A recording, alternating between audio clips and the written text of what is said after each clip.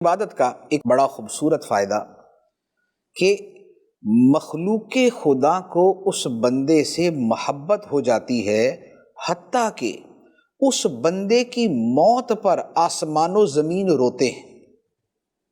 ایک تو ہے کہ انسان اس سے محبت کرے، یہاں یہ ہے کہ انسانوں سے ہٹ کر اس بندے سے خدا کی دیگر مخلوق محبت کرتی ہے، یہاں تک کہ جب وہ بندہ فوت ہوتا ہے تو آسمان و زمین اس پہ روتے ہیں۔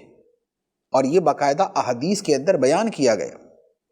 کفار کے بارے میں قرآن میں ہے فما بکت علیہم السماء، کہ ان کافروں پر آسمان نہ روئے۔ اس کی شرح کے اندر علماء نے لکھا ہے، اس کا مطلب یہ ہوا کہ اہل ایمان وہ ہیں کہ جن کی موت پر آسمان روتا ہے۔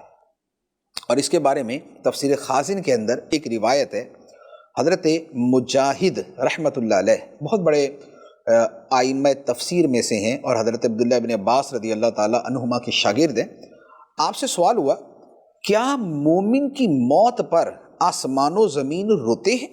تو حضرت مجاہد علیہ رحمہ نے جواب دیا، زمین اس بندے پر کیوں نہ روئے جو بندہ زمین کو اپنے رکوع و سجدوں سے آباد رکھتا تھا۔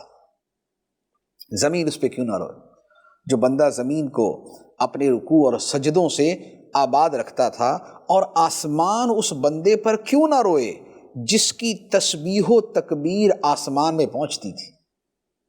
بندہ عمل کرتا تھا اور وَالْعَمَلُ الصَّالِحُ يَرْفَعُ، قرآن کی آیت ہے کہ اللہ ہی کی طرف پاکیزہ کلمہ اٹھتا ہے، اللہ ہی کی طرف پاکیزہ کلمہ اٹھتا ہے اور عمل صالح کو خدا بلند کرتا ہے۔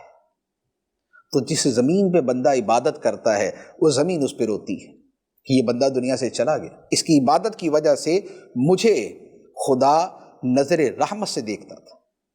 وہ آسمان اس پہ روتا ہے جس آسمان سے اس کی نیکیاں، اس کی تسبیحات، اس کے اچھے عمل گزر کر جاتے تھے۔ تو یہ دیکھیں کہ مخلوق کی اس کے ساتھ کیسی محبت ہے کہ آسمان و زمین اس سے محبت کرتے ہیں۔